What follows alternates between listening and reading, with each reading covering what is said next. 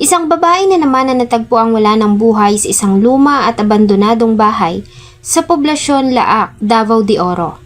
Ayon sa report, ang katawan ay natagpuan ng mga kabataan na mangunguha sana ng marang sa paligid ng bahay. Subalit nang silipin nila ang loob ng lumang bahay ay dito na nga nila nakita ang noon ay halos kalansay na lamang na katawan ng isang babae na natatabunan pa ng kumot. Sino kaya ang biktima at paano nito sinapit ang masakit na katapusan? Bangkay ng isang dalagitang napaulat na nawawala sa isang abandonadong bahay sa Laak, Davao de Oro. Buto-buto na lang at nakataklob ng kumot ang bangkay ng 15 anyos na biktima nang makita ng mga otoridad.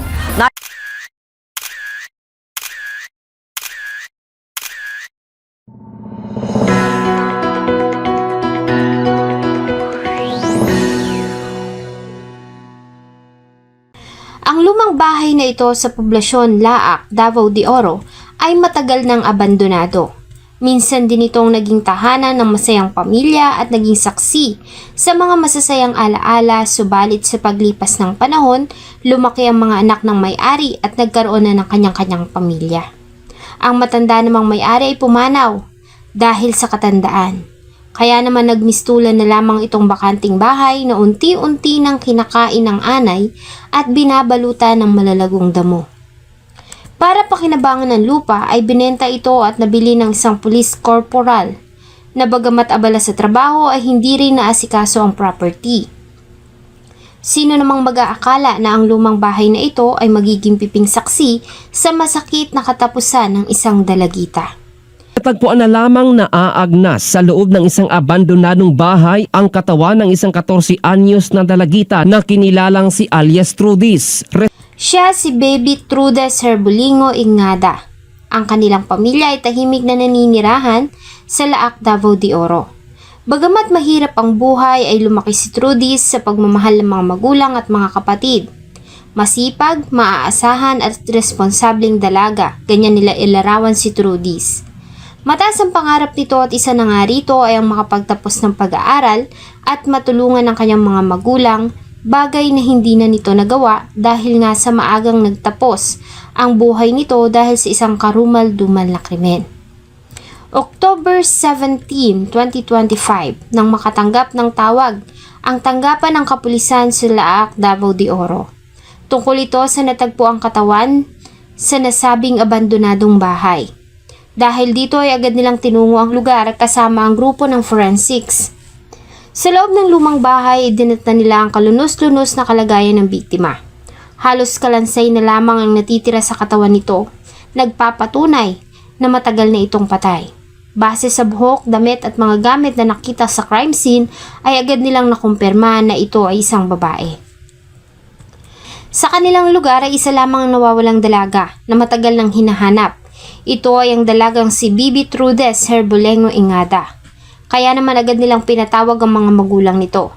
Bagamat 6 na buwan na mula nang hindi umuwi ang dalagang si Trudis, ay umaasa pa rin ang pamilya na buhay ito at darating ang araw na uuwi rin ito sa kanila. Subalit na makarating sa kanila ang balita tungkol sa natagpo ang katawan ng isang babae sa abandonadong bahay, ay agad din silang pumunta doon. Base sa mga nakuhang gamit at damit ng biktima sa crime scene, ay agad itong kinilala ng kanyang ina na ito na nga ang nawawala nilang anak na si Trudis. Positibo niyang kinumpirma na ang mga natagpuang gamit sa crime scene ay pagmamay-ari ng kanyang anak. Ayon sa ina ni Trudis, ay hindi niya makakalimutan ang huling beses na nakita niyang buhay ang anak. April 18, 2025, Biyernes ng gabi, nang magpaalam ang kanyang anak na si Trudis na maghuhulog ng barya para makakonekta sa piso wifi sa kanilang kapitbahay. Subalit mula ng pag-alis na ito ay hindi na ito nakauwi pa sa kanila. Noong una, inakala nila na maaaring nakitulog lamang ito at sumama sa mga kaibigan. Kaya naman hindi sila masyadong nag-alala. Subalit lumipas ang araw, wala pa ring Trudis na umuwi sa kanilang bahay. Dito na sila nagsimulang mag-alala at nagsimula sa paghahanap. Subalit walang nakakaalam kung nasaan si Trudis. Hindi rin nila ito makontak sa kanyang cellphone number maging sa kanyang mga social media accounts. Lumipas pa ang ilang buwan. Ayon sa kanila, ay nabuhayan ng pag-asa ang pamilya na mag-reply si Trudis sa chat ng kanyang mga kaibigan. Tinanong nila kung nasaan ito at sinabi nito na kasama siya ng kanyang nobyo. Tinanong pa nila ang dalaga kung bakit hindi pa ito umuuwi. Ang reply umano nito ay wala siyang pera na pamasahe. Tinakot pa nga nila ang dalaga na ipapablatter pag hindi ito umuwi ng bahay. Subalit hindi na ito nag-reply pa. Hanggang sa matagpuan na nga ang katawan nito sa abandonadong bahay makalipas ang 6 na buwan. Ayon sa mga residente sa lugar, ay matagal na silang nakakaamoy ng mabaho sa paligid ng abandonadong bahay. Bagamat binaliwala lang nila dahil inakala nila na nagmumula lamang iyon sa patay na hayop. Lingid sa kaalaman ng lahat na ito na pala ang nabubulok ng katawan ng nawawalang si Trudis.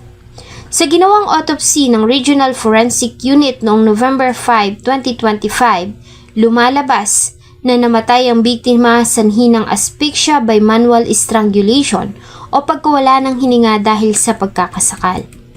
Sa kanilang ginawang investigasyon ay isang bagay pa ang nakaagaw ng pansin ng mga investigador. Isang babae kasi ang nag-post noong August 2025, 4 na buwan matapos mawala si Trudis. Ayon sa nasabing post ay nawala ang kanyang cellphone. Subalit ng kanyang itrace gamit ang GPS ay itinuro siya nito sa abandonadong bahay na pagmamay-ari noon ng kanyang lola. Bagamat itinuro siya dito sa bahay ay hindi na siya pumasok sa loob dahil sa may kasukalan.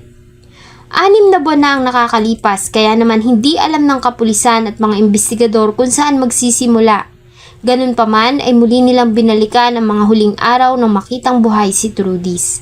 Nawa nilang backtracking, nakakuha sila ng mga lead sa mga taong nakitang huling kasama ni Trudis ng gabi bago ito mawala.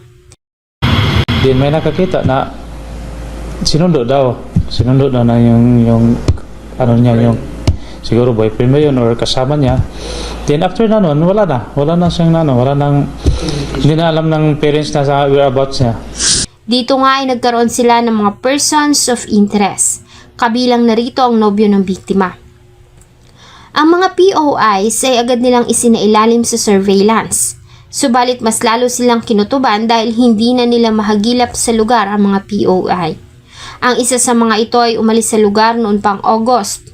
Base sa kuha nilang impormasyon, ang dalawa ay ang huling mga tao na nakitang huling nakasama ni Trudis noong gabi ng April 18, 2025. Kaya naman mahalaga ang mga ibibigay na impormasyon ng mga ito na maaaring makatulong sa kaso. Ang dalawa ay tinukoy na sila JV Rivera Gonzaga, ang nobyo ng biktima, at ang kaibigan nila na si TJ Villarin. November 9, 2025, ng gabi, ay isang lalaki ang hindi inaasahan ng mga kapulisan ang nagtungo sa kanilang tanggapan. Ito na nga kaya ang susi para malaman kung ano ang nangyari sa loob ng abandonadong bahay 6 na buwan na ang nakakaraan. Kasama ang kanyang mga magulang ay sumuko sa tanggapan ng kapulisan ng 17 anyos na lalaki. Ayon sa kanya ay siya nga ang pumatay sa dalagang natagpuan sa abandonadong bahay na si Trudis Ingada. Kasunod nito ay inamin niya rin na pinagplanuhan niya ang ginawang pagpatay sa dalaga. Ayon sa kanyang sinumpaang salaysay, April 18, 2025 ng gabi, nang makita niya ang biktima na naglalakad sa kalsada. Inaya niya umano ito na makipag-inuman dahil magkakilala at magkaibigan ay sumama sa kanya ang biktima. Matapos ang inuman, ay dinala niya ang dalaga sa abandonadong bahay kung saan niya ginawa ang krimen. Ayon sa suspect, ay nagalit siya sa biktima dahil sa ginawa nitong pang-iinsulto sa kanyang nobya. Ang suspect ay nasa pangangalaga ngayon ng Municipal Social Welfare and Development Office dahil sa kanyang edad. Ganun pa man sa huling update ay inihahanda na ng kapulisan ang mga kasong isasampa nila laban dito. Inaasahan ng pamilya na matapos ang mahabang panahon ay makakamit ni Trudis ang hustisya. Sa loob ng 6 na buwan ay nakauwi na si Trudis sa kanyang mga mahal sa buhay. Nakakalungkot nga lang dahil isa ng bangkay.